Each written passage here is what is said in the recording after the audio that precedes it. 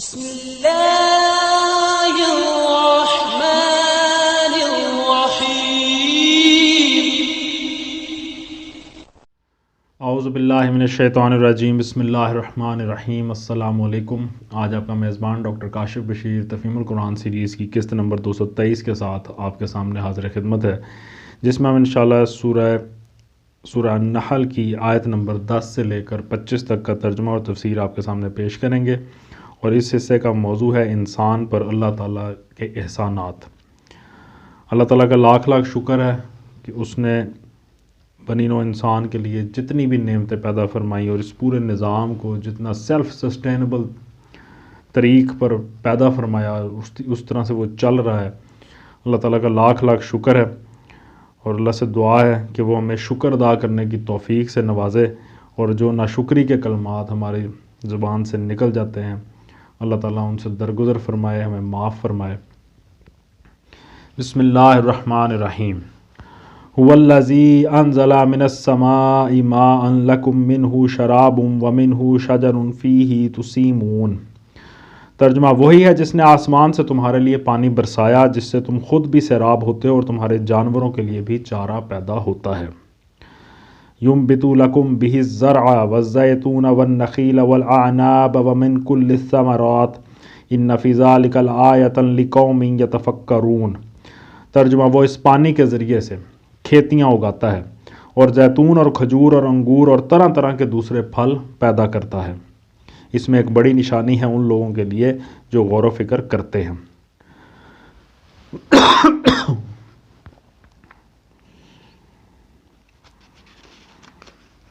وَسَخَّرَ لَكُمُ اللَّيْلَ وَالنَّهَارَ وَالشَّمْسَ وَالْقَمَرَ وَالنُّجُومَ مُسَخَّرَاتٌ بِأَمْرِهِ إِنَّ فِي ذَلِكَ لَآيَةٍ لِقَوْمٍ يَعْقِلُونَ۔ ترجمہ اس نے تمہاری بھلائی کے لیے رات اور دن کو اور سورج اور چاند کو مسخر کر رکھا ہے، اور سب تارے بھی اسی کے حکم سے مسخر ہیں۔ اس میں بہت نشانیاں ہیں ان لوگوں کے لیے جو عقل سے کام لیتے ہیں۔ وَمَا زَرَعَ لَكُمْ فِي الْأَرْضِ مُخْتَلِفًا أَلْوَانُهُ إِنَّ فِي ذَلِكَ لَآيَةً لِقَوْمٍ يَذَّكَّرُونَ۔ ترجمہ اور یہ جو بہت سی رنگ برنگ کی چیزیں اس نے تمہارے لیے زمین میں پیدا کر رکھی ہیں، ان میں بھی ضرور نشانی ہے ان لوگوں کے لیے جو سبق حاصل کرنے والے ہیں۔ وَهُوَ الَّذِي سَخَّرَ الْبَحْرَ لِتَأْكُلُوا مِنْهُ لَحْمًا طَرِيًّا وَتَسْتَخْرِجُوا مِنْهُ حِلْيَةً تَلْبَسُونَهَا وَتَرَى الْفُلْكَ مَوَاخِرَ فِيهِ وَلِتَبْتَغُوا مِنْ فَضْلِهِ وَلَعَلَّكُمْ تَشْكُرُونَ۔ ترجمہ وہی ہے جس نے تمہارے لیے سمندر کو مسخر کر رکھا ہے تاکہ تم اس سے تر و تازہ گوشت لے کر کھاؤ، اور اس سے زینت کی وہ چیزیں نکالو جنہیں تم پہنا کرتے ہو۔ تم دیکھتے ہو کہ کشتی سمندر کا سینہ چیرتی ہوئی چلتی ہے، یہ سب کچھ اس لیے ہے کہ تم اپنے رب کا فضل تلاش کرو اور اس کے شکر گزار بنو۔ رب کا فضل تلاش کرو یعنی کہ حلال طریقوں سے اپنا رزق حاصل کرنے کی کوشش کرو۔ وَأَلْقَىٰ فِي الْأَرْضِ رَوَاسِيَ أَن تَمِيدَ بِكُمْ وَأَنْهَارًا وَسُبُلًا لَعَلَّكُمْ تَهْتَدُونَ۔ ترجمہ اس نے زمین میں پہاڑوں کی میخیں گاڑ دیں تاکہ زمین تم کو لے کر ڈھلک نہ جائے۔ اس نے دریا جاری کیے اور قدرتی راستے بنائے تاکہ تم ہدایت پاؤ۔ قدرتی راستے بنائے۔ اس سے معلوم ہوتا ہے کہ سطح زمین پر پہاڑوں کا ابھار کا اصل فائدہ یہ ہے کہ اس کی وجہ سے زمین کی گردش اور اس کی رفتار میں انضباط پیدا ہوتا ہے۔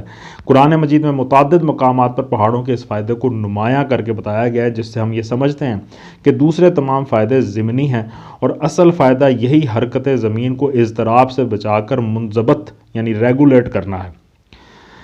پھر وہ راستے جو ندی نالوں اور دریاؤں کے ساتھ بنتے چلے جاتے ہیں، ان قدرتی راستوں کی اہمیت خصوصیت کے ساتھ پہاڑی علاقوں میں محسوس ہوتی ہے، اگرچہ میدانی علاقوں میں بھی وہ کچھ کم اہم نہیں ہیں۔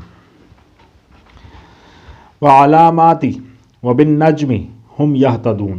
ترجمہ اس نے زمین میں راستہ بتانے والی علامتیں رکھ دیں، اور تاروں سے بھی لوگ ہدایت پاتے ہیں۔ زمین میں راستہ بتانے والی علامتیں رکھ دیں۔ تفسیر میں ہے یعنی خدا نے ساری زمین بالکل یکساں بنا کر نہیں رکھ دی ہے، بلکہ ہر خطے کو مختلف امتیازی علامات لینڈ مارک سے ممتاز کیا۔ اس کے بہت سے دوسرے فوائد کے ساتھ ایک فائدہ یہ بھی ہے کہ آدمی اپنے راستے اور اپنی منزل مقصود کو الگ پہچان لیتا ہے۔ اس نعمت کی قدر آدمی کو اسی وقت معلوم ہوتی ہے جب کہ اسے کبھی ایسے ریگستانی علاقوں میں جانے کا اتفاق ہوا ہو جہاں اس طرح کے امتیازی نشانات تقریباً مفقود ہوتے ہیں، اور آدمی ہر وقت بھٹک جانے کا خطرہ محسوس کرتا ہے۔ اس سے بھی بڑھ کر بحری سفر میں آدمی کو اس عظیم الشان نعمت کا احساس ہوتا ہے، کیونکہ وہاں نشانات راہ بالکل ہی مفقود ہوتے ہیں، لیکن صحراؤں اور سمندروں میں بھی اللہ نے انسان کی رہنمائی کا ایک فطری انتظام کر رکھا ہے، اور وہ ہیں تارے جنہیں دیکھ دیکھ کر انسان قدیم ترین زمانے سے آج تک اپنا راستہ معلوم کر رہا ہے۔ یہاں پھر توحید اور رحمت اور ربوبیت کی دلیلوں کے درمیان ایک لطیف اشارہ دلیل رسالت کی طرف کر دیا گیا ہے۔ اس مقام کو پڑھتے ہوئے ذہن خود بخود اس مضمون کی طرف منتقل ہوتا ہے کہ جس خدا نے تمہاری مادی زندگی میں تمہاری رہنمائی کے لیے یہ کچھ انتظامات کیے ہیں، کیا وہ تمہاری اخلاقی زندگی سے اتنا بے پرواہ ہو سکتا ہے کہ یہاں تمہاری ہدایت کا کچھ بھی انتظام نہ کرے؟ ظاہر ہے کہ مادی زندگی میں بھٹک جانے کا بڑے سے بڑا نقصان بھی اخلاقی زندگی میں بھٹکنے کے نقصان سے بدرجہ کم ہے۔ پھر جس رب رحیم کو ہماری مادی فلاح کی اتنی فکر ہے کہ پہاڑوں میں ہمارے لیے راستے بناتا ہے، میدانوں میں نشانات راہ کھڑے کرتا ہے، صحراؤں اور سمندروں میں ہم کو صحیح سمت سفر بتانے کے لیے آسمانوں پر قندیلیں روشن کرتا ہے، اس سے یہ بدگمانی کیسے کی جا سکتی ہے کہ اس نے ہماری اخلاقی فلاح کے لیے کوئی راستہ نہ بنایا ہو، اس راستے کو نمایاں کرنے کے لیے کوئی نشان نہ کھڑا کیا ہوگا، اور اسے صاف صاف دکھانے کے لیے کوئی سراج منیر روشن نہ کیا ہوگا۔ آیت کے آخر میں آیا کہ تاروں سے بھی لوگ ہدایت پاتے ہیں۔ تفسیر میں آتا ہے یہاں تک آفاق اور انفس کی بہت سی نشانیاں جو پے در پے بیان کی گئی ہیں، ان سے یہ ذہن نشین کرنا مقصود ہے کہ انسان اپنے وجود سے لے کر زمین اور آسمان کے گوشے گوشے تک جدھر چاہے نظر دوڑا کر دیکھ لے، ہر چیز پیغمبر کے بیان کی تصدیق کر رہی ہے، اور کہیں سے بھی شرک کی اور ساتھ ساتھ دہریت کی بھی تائید میں کوئی شہادت فراہم نہیں ہوتی۔ یہ ایک حقیر بوند سے بولتا جالتا اور حجت و استدلال کرتا انسان بنا کھڑا کرنا، اس کی ضرورت کے عین مطابق بہت سے جانور پیدا کرنا جن کے بال اور کھال، خون اور دودھ، گوشت اور پیٹھ، ہر چیز میں انسانی فطرت کے بہت سے مطالبات کا، حتیٰ کہ اس کے ذوق جمال کی مانگ تک کا جواب موجود ہے۔ یہ آسمان سے بارش کا انتظام اور یہ زمین میں طرح طرح کے پھلوں اور غلوں اور چاروں کی رویدگی کا انتظام، جس کے بے شمار شعبے آپس میں ایک دوسرے کے ساتھ جوڑ کھاتے چلے جاتے ہیں اور پھر انسان کی بھی فطری ضرورتوں کے عین مطابق ہیں۔ یہ رات اور دن کی باقاعدہ آمد و رفت، اور یہ چاند اور سورج اور تاروں کی انتہائی منظم حرکات جن کا زمین کی پیداوار اور انسان کی مصلحتوں سے اتنا گہرا ربط ہے، یہ زمین میں سمندر کا وجود اور یہ ان کے اندر انسان کی بہت سی طبعی اور جمالی طلبوں کا جواب، یہ پانی کا چند مخصوص قوانین سے جکڑا ہوا ہونا، اور پھر اس کے یہ فائدے کہ انسان سمندر جیسی ہولناک چیز کا سینہ چیرتا ہوا اس میں اپنا جہاز چلاتا ہے اور ایک ملک سے دوسرے ملک تک سفر اور تجارت کرتا پھرتا ہے۔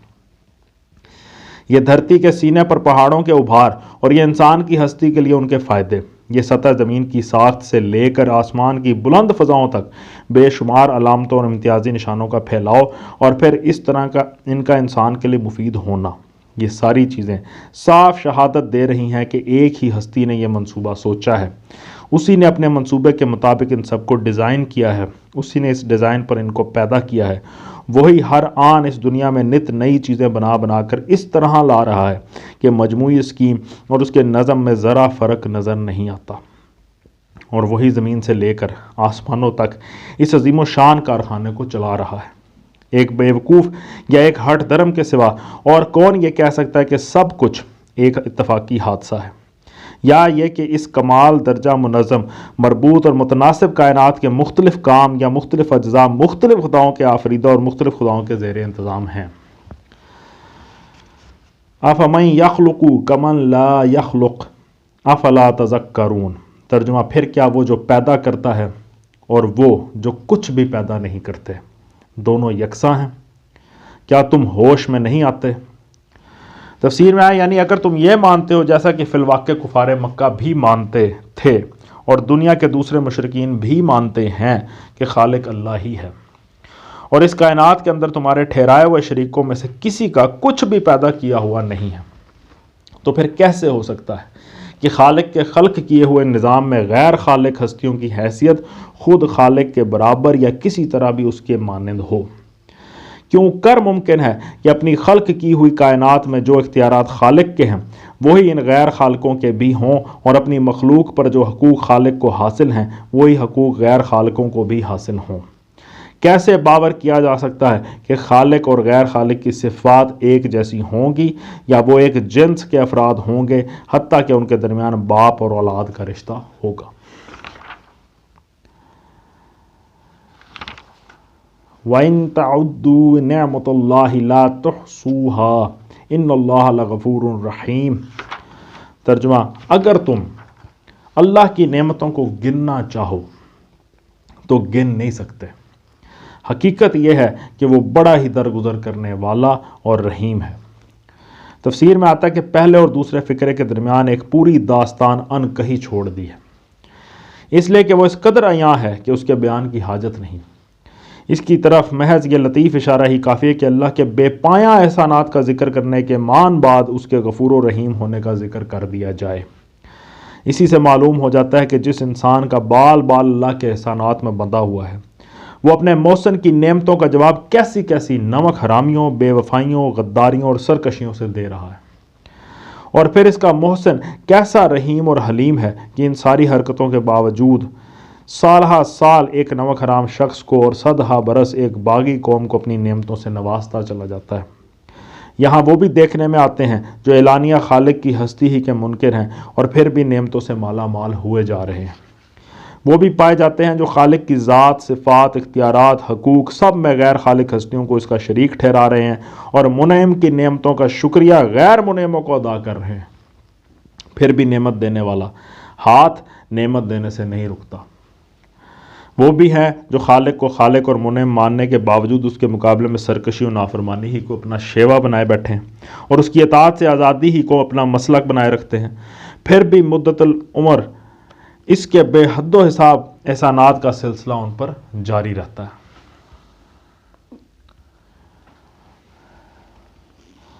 واللہ یعلم ما تسرون وما تعلنون۔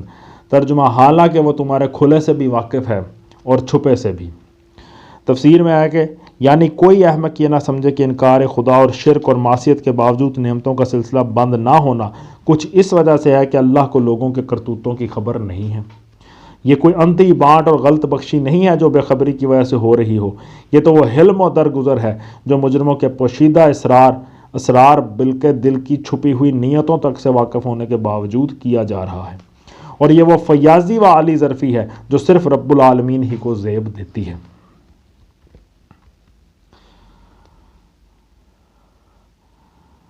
والذین یدعون من دون اللہ لا یخلقون شیئا وہم یخلقون۔ ترجمہ: اور وہ دوسری ہستیاں جنہیں اللہ کو چھوڑ کر لوگ پکارتے ہیں وہ کسی چیز کی بھی خالق نہیں ہیں بلکہ خود مخلوق ہیں۔ اموات غیر احیاء وما یشعرون ایانا یبعثون۔ ترجمہ: مردہ ہیں نہ کہ زندہ، اور ان کو کچھ معلوم نہیں ہے کہ انہیں کب دوبارہ زندہ کر کے اٹھایا جائے گا۔ تفسیر میں یہ الفاظ صاف بتا رہے ہیں کہ یہاں خاص طور پر جن بناوٹی معبودوں کی تردید کی جا رہی ہے وہ فرشتے یا جن یا شیاطین یا لکڑی پتھر کی مورتیاں نہیں ہیں بلکہ اصحاب قبور ہیں، اس لیے کہ فرشتے اور شیاطین تو زندہ ہیں، ان پر اموات غیر احیاء کے الفاظ کا اطلاق نہیں ہو سکتا، اور لکڑی پتھر کی مورتیوں کے معاملے میں بیست بعد الموت کا کوئی سوال نہیں ہے، اس لیے ما یشعرون ایانا یبعثون کے الفاظ انہیں بھی خارج البحث قرار دے دیتے ہیں۔ اب لا محالہ اس آیت میں الذین یدعون من دون اللہ سے مراد وہ انبیاء، اولیاء، شہداء، صالحین اور دوسرے غیر معمولی انسان ہیں جن کو غالی، معتقدین، داتا، مشکل کشا، فریاد رس، غریب نواز، گنج بخش اور نامعلوم کیا کیا قرار دے کر اپنی حاجت روائی کے لیے پکارنا شروع کر دیتے ہیں۔ اس کے جواب میں اگر کوئی یہ کہے کہ عرب میں اس نوعیت کے معبود نہیں پائے جاتے تھے تو ہم عرض کریں گے کہ یہ جاہلیت عرب کی تاریخ سے اس کی ناواقفیت کا ثبوت ہے۔ کون پڑھا لکھا نہیں جانتا کہ عرب کے متعدد قبائل ربیہ، کلب، تغلب، قزاع، کنانہ، حرث، کعب، کندہ وغیرہ میں کثرت سے عیسائی اور یہودی پائے جاتے تھے۔ اور یہ دونوں مذاہب بری طرح انبیاء، اولیاء اور شہداء کی پرستش سے آلودہ تھے۔ پھر مشرکین عرب کے اکثر نہیں تو بہت سے معبود وہ گزرے ہوئے انسان ہی تھے جنہیں بعد کی نسلوں نے خدا بنا لیا تھا۔ بخاری شریف میں ابن عباس رضی اللہ تعالیٰ عنہ کی روایت ہے کہ ود، سوا، یغوث، یعوق، نصر یہ سب صالحین کے نام ہیں جنہیں بعد کے لوگ بت بنا بیٹھے۔ حضرت عائشہ رضی اللہ تعالیٰ عنہ کی روایت ہے کہ اساف اور نائلہ دونوں انسان تھے۔ اسی طرح کی روایات لات اور منات اور عزا کے بارے میں بھی موجود ہیں، اور مشرکین کا یہ عقیدہ بھی روایات میں آیا کہ لات اور عزا اللہ کے ایسے پیارے تھے کہ اللہ میاں جاڑا لات کے ہاں اور گرمی عزا کے ہاں بسر کرتے تھے۔ یہ اس وقت کی توہم پرستی کا یہ عالم تھا۔ الہکم الہ واحد فالذین لا یؤمنون بالآخرۃ قلوبہم منکرۃ وہم مستکبرون۔ ترجمہ: تمہارا خدا بس ایک ہی خدا ہے، مگر جو لوگ آخرت کو نہیں مانتے ان کے دلوں میں انکار بس کر رہ گیا ہے اور وہ گھمنڈ میں پڑ گئے ہیں۔ تفسیر میں آیا یعنی آخرت کے انکار نے ان کو اس قدر غیر ذمہ دار، بے فکر اور دنیا کی زندگی میں مست بنا دیا ہے کہ اب انہیں کسی حقیقت کا انکار کر دینے میں باک نہیں رہا، کسی صداقت کی ان کے دل میں قدر باقی نہیں رہی، کسی اخلاقی بندش کو اپنے نفس پر برداشت کرنے کے لیے وہ تیار نہیں رہے، اور انہیں یہ تحقیق کرنے کی پرواہ ہی نہیں رہی کہ جس طریقے پر وہ چل رہے ہیں وہ حق ہے بھی یا نہیں۔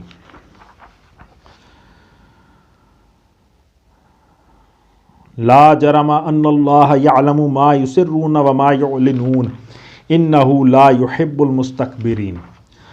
ترجمہ: اللہ یقیناً ان کے سب کرتوت جانتا ہے، چھپے ہوئے بھی اور کھلے ہوئے بھی۔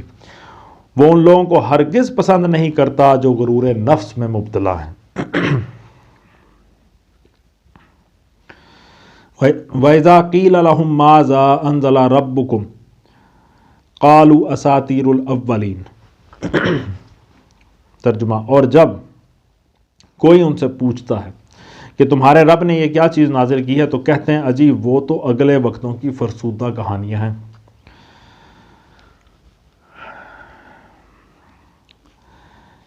تفسیر میں آتا ہے یہاں سے تقریر کا رخ دوسری طرف پھرتا ہے۔ نبی صلی اللہ علیہ وآلہ وسلم کی دعوت کے مقابلے میں جو شرارتیں کفار مکہ کی طرف سے ہو رہی تھیں، جو حجتیں آپ کے خلاف پیش کی جا رہی تھیں، جو ہیلے اور بہانے ایمان نہ لانے کے لیے گھڑے جا رہے تھے، جو اعتراضات آپ پر وارد کیے جا رہے تھے، ان کو ایک ایک کر کے لیا جاتا ہے اور ان پہ فہمائش، زجر اور نصیحت کی جاتی ہے۔ جیسے کہ اس آیت میں آیا کہ یہ اعتراض قرآن پہ کیا جاتا تھا کہ وہ تو اگلے وقتوں کی فرسودہ کہانی ہے۔ اس حوالے سے تفسیر میں آیا ہے کہ نبی صلی اللہ علیہ وآلہ وسلم کی دعوت کا چرچا جب اطراف و اکناف میں پھیلا تو مکے کے لوگ جہاں کہیں جاتے تھے ان سے پوچھا جاتا تھا کہ تمہارے ہاں جو صاحب نبی بن کر اٹھے ہیں وہ کیا تعلیم دیتے ہیں، قرآن کس قسم کی کتاب ہے، اس کے مضامین کیا ہیں، وغیرہ وغیرہ۔ اس طرح کے سوالات کا جواب کفار مکہ ہمیشہ ایسے الفاظ میں دیتے تھے جن سے سائل کے دل میں نبی صلی اللہ علیہ وآلہ وسلم اور آپ کی لائی ہوئی کتاب کے متعلق کوئی نہ کوئی شک بیٹھ جائے، یا کم از کم اس کو آپ سے اور آپ کی نبوت کے معاملے سے کوئی دلچسپی باقی نہ رہے۔ لِيَحْمِلُوا أَوْزَارَهُمْ كَامِلَةً يَوْمَ الْقِيَامَةِ وَمِنْ أَوْزَارِ الَّذِينَ يُضِلُّونَهُمْ بِغَيْرِ عِلْمٍ أَلَا سَاءَ مَا يَزِرُونَ۔ ترجمہ: یہ باتیں وہ اس لیے کرتے ہیں کہ قیامت کے روز اپنے بوجھ بھی پورے اٹھائیں اور ساتھ ساتھ کچھ ان لوگوں کے بوجھ بھی سمیٹیں جنہیں یہ بر بنائے جہالت گمراہ کر رہے ہیں۔ دیکھو کیسی سخت ذمہ داری ہے جو یہ اپنے سر لے رہے ہیں۔ صدق اللہ العلی العظیم۔ الحمدللہ آج ہم نے سورہ نحل کی آیت نمبر 25 تک کا ترجمہ اور تفسیر پر غور کرنے کی کوشش کی ہے۔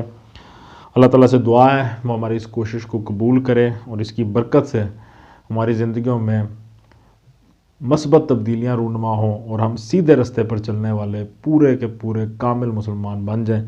اسی دعا کے ساتھ آپ سے اجازت چاہیں گے۔ اپنا بہت خیال رکھیں۔ آپ لوگوں کا بہت بہت شکریہ۔ اللہ حافظ۔